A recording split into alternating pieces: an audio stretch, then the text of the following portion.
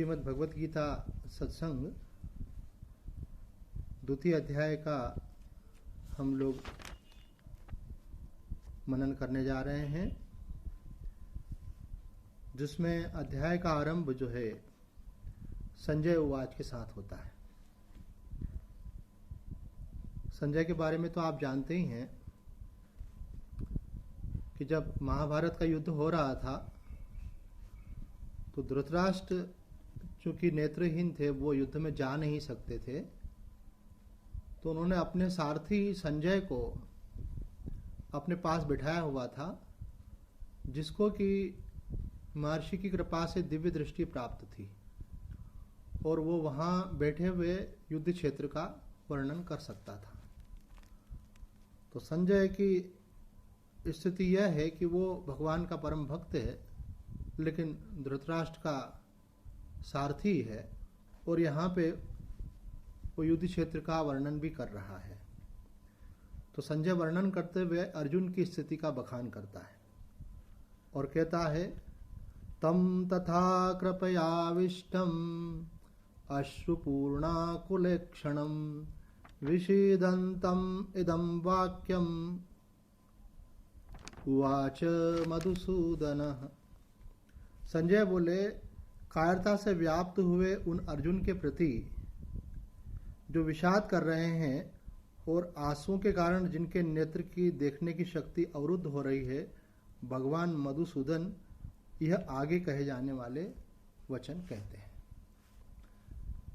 आइए हम अर्थ में प्रवेश करते हैं। यहाँ पे कहा गया है कृपयाविष्टम। कृपा शब्द को यहाँ पे करुणा और यहाँ फिर कायरता के रूप में व्याख्यायित किया गया।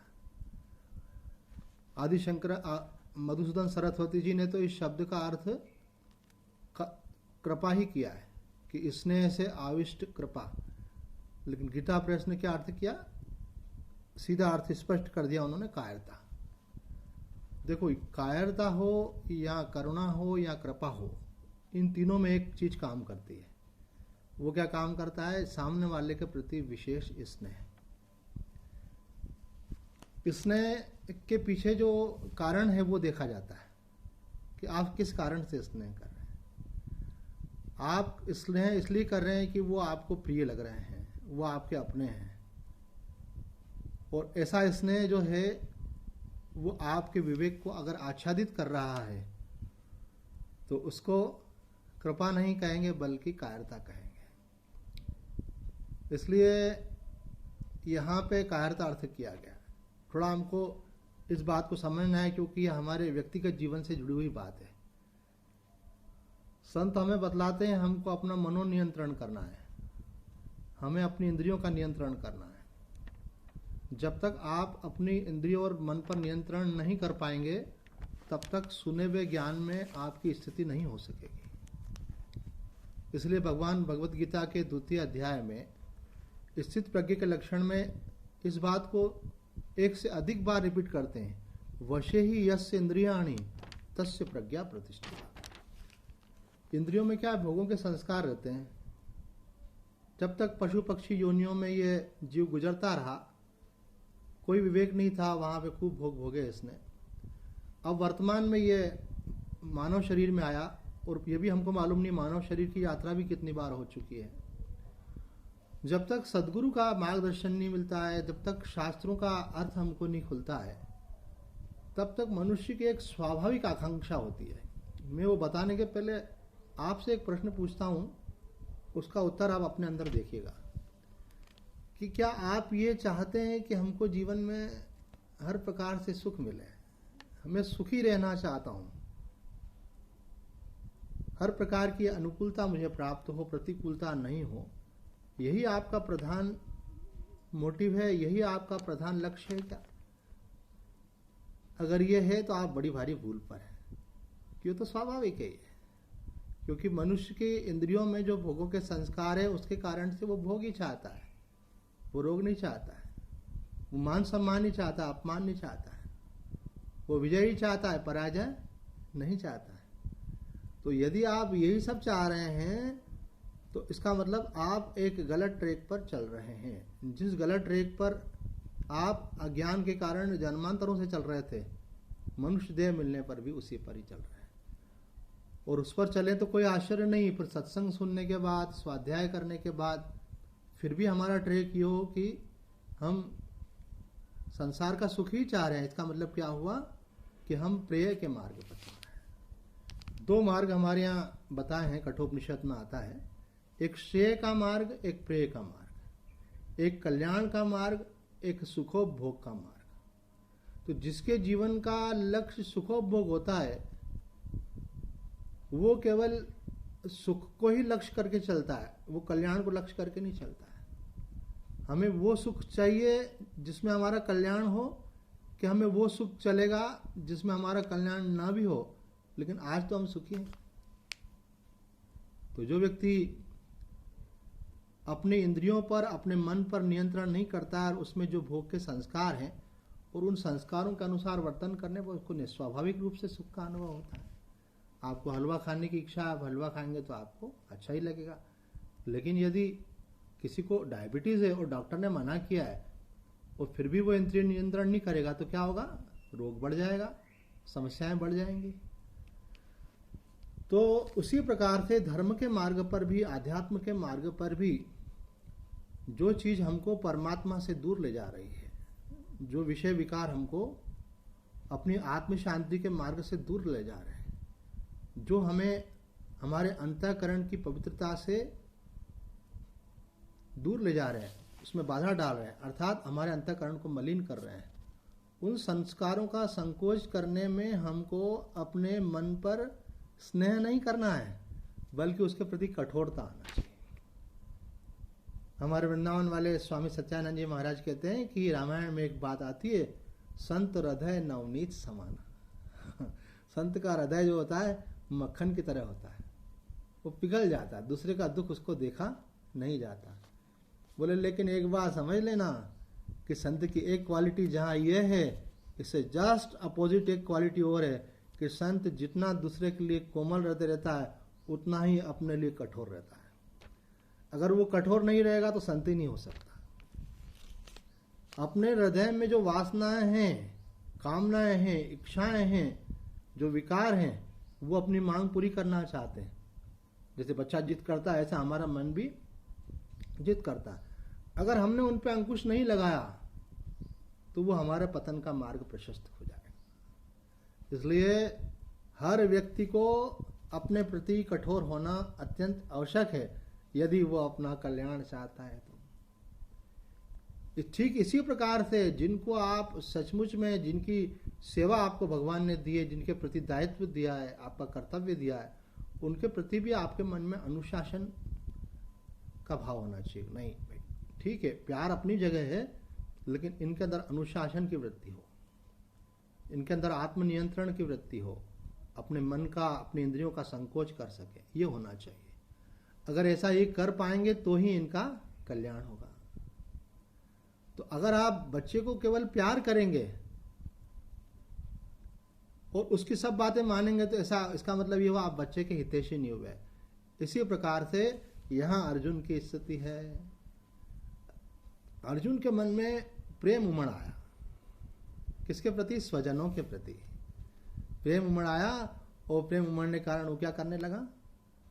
उनके प्रति स्नेह का भाव जागृत होने से वो शिथिल होने लगा अपने कर्तव्य के प्रति। जब भी व्यक्ति पे मोह आता है तो आदि शंकराचार्य जी कहते हैं कि उसकी कर्तव्य से च्युति होती है, अर्थात वो अन्यथा मार्ग का ग्रहण कर लेता है, वो विवेक के मार्ग पर नहीं चलता। तो यहाँ अर्जुन मानो हमको संदेश दे रहा है कि देखो मेरी ये दशा क्यों हो गई। अर्जुन की ये दशा इसलिए हो गई क्योंकि वो मोह में आ गया। जब भी आप मोह में आते हैं तो आप अपने कर्तव्य का पालन नहीं करते हैं।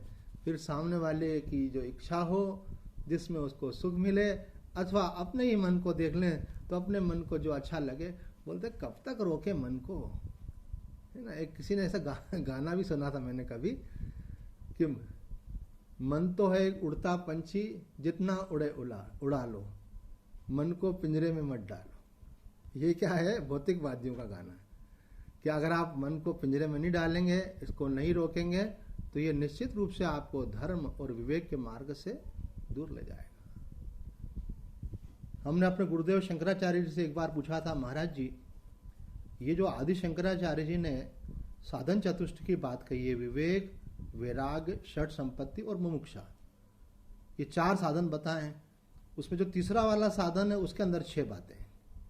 शम, दम, तितिक्षा, उपरति, श्रद्धा, समाधान। तो इस प्रकार से 9 चीजें बताई हैं उन्होंने। ये 9 बातें जिनके अंदर होती हैं, उनको क्या चाहिए? उनको चाहिए कि अब वो गुरु के पास जाकर के ज्ञान का श्रवण करें। बोले हम तो सभी लोग ज्ञान का श्रवण करते हैं। बोले ज्ञान के श्रवण का अधिकार उसको प्राप्त होता है, पात्रता उसकी होती है जिसमें ये 9 बातें पहले से होती हैं। अब उन पूरी 9 बातों की चर्चा नहीं कर रहे हैं, शॉर्ट में बता दिया। विवेक, वैराग्य, षट संपत्ति, मुमुक्षा। और षट संपत्ति में 6 क्या है? शम, दम, तितिक्षा, उपरति, श्रद्धा और समाधान। अब जो प्रसंग चल रहा है उस पर आते हैं। तो शम और दम, शम का मतलब होता है मनोनियंत्रण और दम का मतलब होता है इंद्रिय नियंत्रण। जब हमारा मनोनियंत्रण और इंद्रिय नियंत्रण ठीक ठीक होगा तो ही हम ज्ञान के अधिकारी बनेंगे। अगर इंद्रियां हमारी वश में नहीं है तो हमने भले सुना हुआ है कि ये नहीं करना चाहिए, पर हम करेंगे वही। ये तो वही बात हो गई। एक हमारे बड़े महाराज जी कहा करते थे, अवधूत भगवान, कि एक गांव में कोई ठाकुर रहते थे, बड़ी मूछ थी उनकी, बट लगाते रहते थे, अपने को किसी से कम नहीं मानते थे, पद भी बड़ा था, पैसा भी बड़ा था उनके पास में। उन्होंने जब मकान बनाया तो गांव था, अभी नाली का कोई वहाँ पे समुचित व्यवस्थाएं नहीं थी। उन्होंने घर का गंदा पानी जो है वो अपने घर के आगे से साइड में निकाल दिया। तो साइड में किसी की ज़मीन होगी तो वो उनके घर का गंदा पानी उसके मकान के उसके प्लॉट पे जाने लग गया। बाद में उसने अपना मकान बनाना चाहा पास वाले ने, तो उसने कहा, ठाकुर साहब ये आपका गंदा पानी जो है मेरे मकान के अंदर आता है, आप इसकी व्यवस्था कीजिए, गड्ढा खुदवाइए अथवा नाली बना के आगे बाहर कीजिए इसको। तो ठाकुर ने बोला कि अभी तो कुछ ऐसा हो नहीं सकता। तो आखिर उसने पंचायत में जाके शिकायत करी। व्यक्ति को दिक्कत थी, उसने पंचायत में शिकायत करी। तो पंचों ने बैठ करके फैसला किया, बोले तो बिल्कुल अनुचित है भाई, किसी के घर का गंदा पानी दूसरे के घर में जाए तो अनुचित है ये। तो उन्होंने ठाकुर साहब को बुला करके कहा कि पंचायत का फैसला है कि आपके घर का पानी जो गंदा है वो दूसरे के घर में नहीं जाना चाहिए, इसकी व्यवस्था आपको करनी है, नहीं तो इसका आपको दंड भुगतना होगा। तो ठाकुर ने उत्तर दिया, पंच कहें सो सही, लेकिन पानी वहीं से बही। मतलब आप जो कह रहे हो बिल्कुल ठीक है, लेकिन पानी तो वहीं से ही बहेगा। दादागिरी। तो इसी प्रकार से अगर हम शास्त्र पढ़ें, महात्माओं का सत्संग सुने, और अगर ठाकुर वाली बात कहें कि महाराज जी आप कहें सो सही पर हम करेंगे वही, फिर कल्याण होने वाला नहीं है। यहाँ देखो भगवान का एक नाम दिया है। यहाँ पे संदर्भ के अनुसार भगवान के अनेक नाम है, लेकिन संदर्भ के अनुसार नाम लिया। यहाँ पे नाम लिया भगवान का मधुसूदन। तो मधु नामक राक्षस का मर्दन करने के कारण, अर्दन करने के कारण भगवान का नाम है मधुसूदन। तो भगवान जो है केवल प्यारे नहीं करते हैं, जहाँ दुष्ट होते हैं उनका मर्दन भी करते हैं, वहाँ उनको मारते भी हैं। इसी प्रकार से हमारे अंदर दोनों प्रकार की वृत्तियाँ उठती हैं। एक अज्ञान की, मोह की, उस पर अंकुश करना जरूरी होता है, उसका नाश करना जरूरी होता है, और जो विवेकपूर्ण कृत्य होता है उसको पोषित करना होता है। उसको प्यार से आगे बढ़ने दो। आपके मन में आया कि भाई हमको सेवा करना है, बहुत अच्छा विचार है, उसको पोषित करो। आपके मन में विचार आया हमको तो सत्संग सुनना है, चाहे हम लाइव सुने, चाहे हम जो है YouTube पे सुने, हम चाहे टीवी में सुने, पर रोज सत्संग सुनना है, क्योंकि ये आत्मा का भोजन है। तो आप उसको नियम बना लीजिए। एक महात्मा तो अपने सत्संग में ऐसा संकल्प करवाते थे कि संकल्प करो कि हम नित्य सत्संग सुनेंगे, क्योंकि आप सत्संग सुनेंगे तो बाकी चीज़ें उसके पीछे पीछे आती है। जो सत्संग सुनेगा वही स्वाध्याय करेगा, वही सेवा करेगा, वही साधना करेगा, और वही व्यक्ति संयम करेगा। अभी बात किसकी चल रही है? संयम की। अर्जुन के मन में मोह उत्पन्न हो गया, स्नेह उत्पन्न हो गया, करुणा उत्पन्न हो गई, लेकिन किसके लिए? जो धर्म विरुद्ध कार्य कर रहे हैं उनके लिए। ये जो धृतराष्ट्र का पक्ष ले रहे हैं वो क्या कर रहे हैं? वो अधर्म का पक्ष ले रहे हैं, और इसीलिए भगवान ने उसको युद्ध के लिए खड़ा किया है, लेकिन वो मोह में आ गया। हमने पहले भी चर्चा की थी कि मोह जो है वो बंधन में डालने वाला है, दुख में डालने वाला है। तो मोह जो है देखने को तो ऐसा आता है कि मोह हम बाहर कर रहे हैं, लेकिन अगर थोड़ा सूक्ष्मता से आप विचार करेंगे तो मोह बाहर नहीं करते, मोह आप अपने ही मन से करते हैं। आपके मन में एक वृत्ति होती है स्नेह की, करुणा की, प्यार की, लेकिन वो किसके प्रति है? वो वृत्ति जो है, अगर आप भोगों के प्रति जा रहा है मन और उस मन पे स्नेह कर रहे हैं, अगर वो कोई गलत काम कर रहा है और उसके प्रति आप स्नेह कर रहे हैं, तो इसका मतलब है आप अपने मन की वृत्ति का नियंत्रण नहीं कर पा रहे हैं। बाहर से देखने को मिलता है कि व्यक्ति पे नियंत्रण, बाहर से दिखता है कि भोगों का त्याग या ग्रहण, लेकिन वास्तव में वो कहाँ पे? मन पे। तो अगर आप मन का नियंत्रण नहीं करेंगे तो ये मन आपको विनाश की तरफ ले जाएगा। तो यहाँ कह रहे हैं कि अर्जुन जो है उसकी आंखें भर आई। एक बात बड़े मजे की यह है कि जिसके मन में मोह आता है और जिसके मन में कृपा आती है, दोनों के अंदर एक चीज कॉमन रहती है, ये दोनों ही बड़े उदार हो जाते हैं ऐसे, और वो बोलते हैं मुझे क्या चाहिए, ये खुश रहें, इनको अच्छा लगे, छूट दे देते हैं, मन को छूट दे देते हैं। तो कहते नहीं, आपको समझना है कि ये वैराग्य है आपका, ये आपकी करुणा है कि ये आपका मोह है। अर्जुन बोलता है ठीक है भाई, राज्य इनको लेने दो, हमको क्या है, हम तो भिक्षा मांग के भी जीवन गुजार लेंगे। ऐसा लगता मानो वैराग्य हो रहा है उसको, पर वैराग्य नहीं है, वो मोह के कारण कायरता है। तो आगे भगवान का नाम लिया गया है कि भगवान अब यहां से उपदेश का आरंभ करते हैं। श्री भगवान उवाच। भगवान के विषय में भी हमारा थोड़ा सा कॉन्सेप्ट क्लियर होना चाहिए कि भगवान किसको कहते हैं। तो उसकी परिभाषा की गई है भगवान की कि जिनमें ये 6 गुण होते हैं उनको भगवान कहा जाता है। भगवान की परिभाषा है ऐश्वर्यस्य समग्रस्य धर्मस्य यशसः श्रिया वैराग्यस्य मोक्षस्य षण्णाम भग यतिन्ना। ये 6 बातें कौन कौन सी हुई? समग्र ऐश्वर्य, समग्र धर्म, समग्र यश, समग्र श्री, समग्र वैराग्य और समग्र मोक्ष, इन 6 की संज्ञा भग है। समग्र पद का प्रत्येक के साथ संबंध है। अब इसकी व्याख्या को समझें कि ये 6 चीजें समग्रता के साथ जिनके अंदर होती है उनको भगवान कहते हैं। कौन कौन सी चीजें? तो कहते हैं सारा ऐश्वर्य।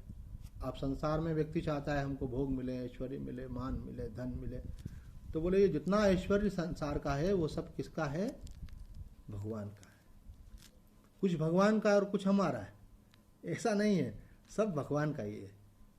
जो हमारे पास है वो भी उनका ही दिया हुआ है। तो जब भगवान जिसको जिसके लायक समझते हैं, जितना समझते हैं उतना वो देते हैं। तो ऐश्वर्य भी अगर आपको चाहिए तो भगवान की शरण में जाइए।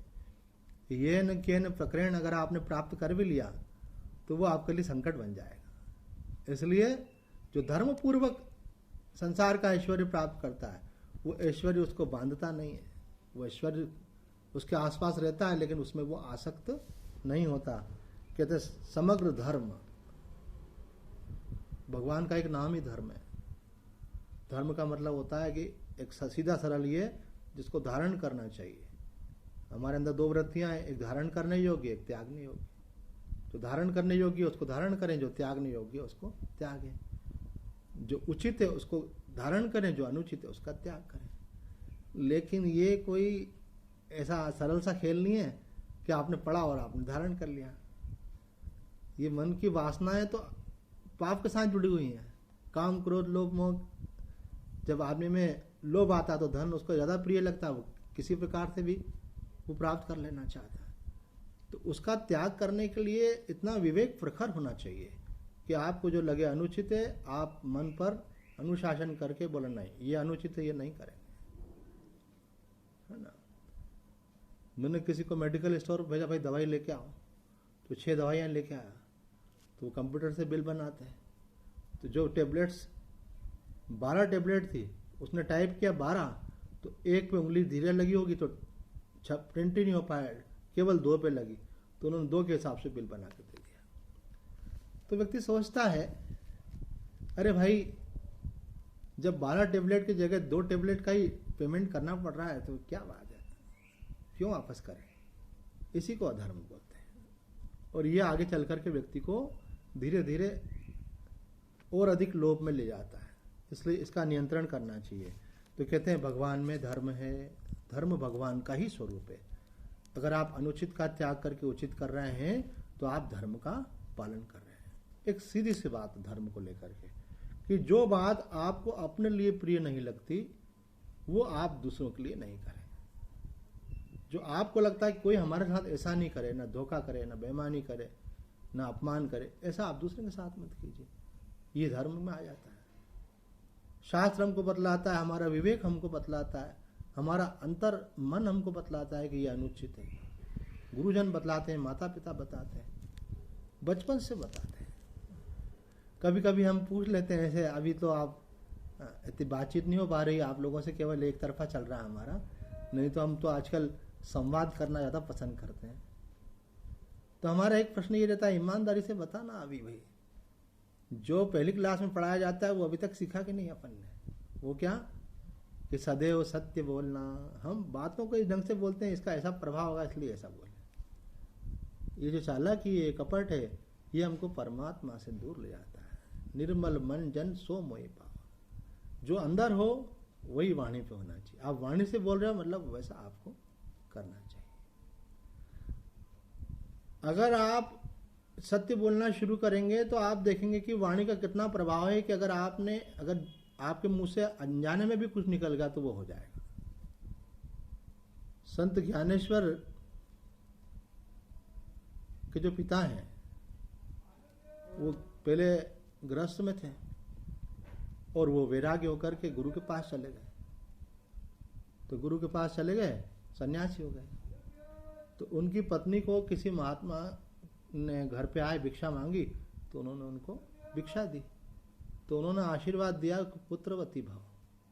तो उन्होंने कहा महाराज जी, ये आपने मेरे को क्या आशीर्वाद दिया? मेरे पति तो सन्यासी हो गए, अब मैं पुत्रवती कैसे होंगी? बोले बेटी, हम सत्यवादी महात्मा हैं, हमारे मुख से जो बात निकल जाती है वो सत्य होकर के रहती है।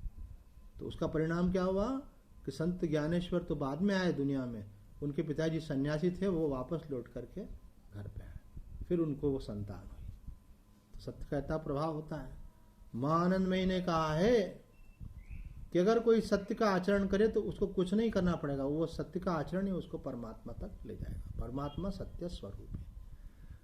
हम जो है मन में कुछ रखें और बोलें कुछ, बोल कुछ रहे लेकिन करें कुछ, और फिर सोचेंगे हम साधना करेंगे कल्याण हो जाएगा, तो कैसे हो जाएगा भैया? एक महात्मा मुझे बोले कि आप लोगों को बड़ी प्रेरणा करते हो, इतना जप करो, इतना ध्यान करो, इतना पाठ करो। बोले हम इस पे ज़्यादा जोर नहीं देते हैं। मैंने कहा फिर आप किस पे जोर देते हैं? सत्संग में तो ये सब बातें कही जाती है। बोले हम उनको बोलते हैं कि अच्छे जो मूल्य हैं उनको अपने जीवन में धारण करो, जिसको बोलते हैं देवी संपदा।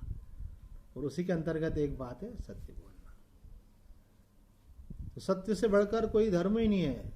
धर्म न दूसर सत्य समाना। तो भगवान जो है समग्र धर्म है, समग्र यश है, इसको अपने आप में बड़ी व्याख्या का विषय है। समग्र श्री हैं। अगर आपको श्री की आकांक्षा है, धन की भी आकांक्षा है, तो श्रीपति कौन है? भगवान है, वही देने वाले, उनकी शरण होना चाहिए। समग्र वैराग्य है और सब कुछ होने पर भी आपको उसमें आसक्ति नहीं होनी, तो वही आपके बंधन का कारण बन जाए। तो भगवान समग्र वैराग्य हैं और समग्र मोक्ष। मोक्ष मतलब मोक्ष का जो साधन ज्ञान, बंधन से मुक्ति, सब कुछ में रहते हुए जल कमलवत आनंद में रहें, वो कौन प्रदान करेगा? वो प्रदान करने वाले भगवान ही है। इसलिए श्री भगवान की शरण लेने से जीव का उद्धार होता है। और हम सबके प्रतिनिधि के रूप में यहाँ अर्जुन जो है भगवान के शरण में आया है, और इसलिए भगवान उसको वो उपदेश दे रहे हैं जो हम सबके लिए आवश्यक है। तो आज इतना ही कहकर अपनी वाणी को विराम देते हैं। ओम पूर्णमद पूर्णमिदम पूर्णात् पूर्णमुदच्यते पूर्णस्य पूर्णमादाय पूर्णमेवावशिष्यते। ओम शांति शांति शांति।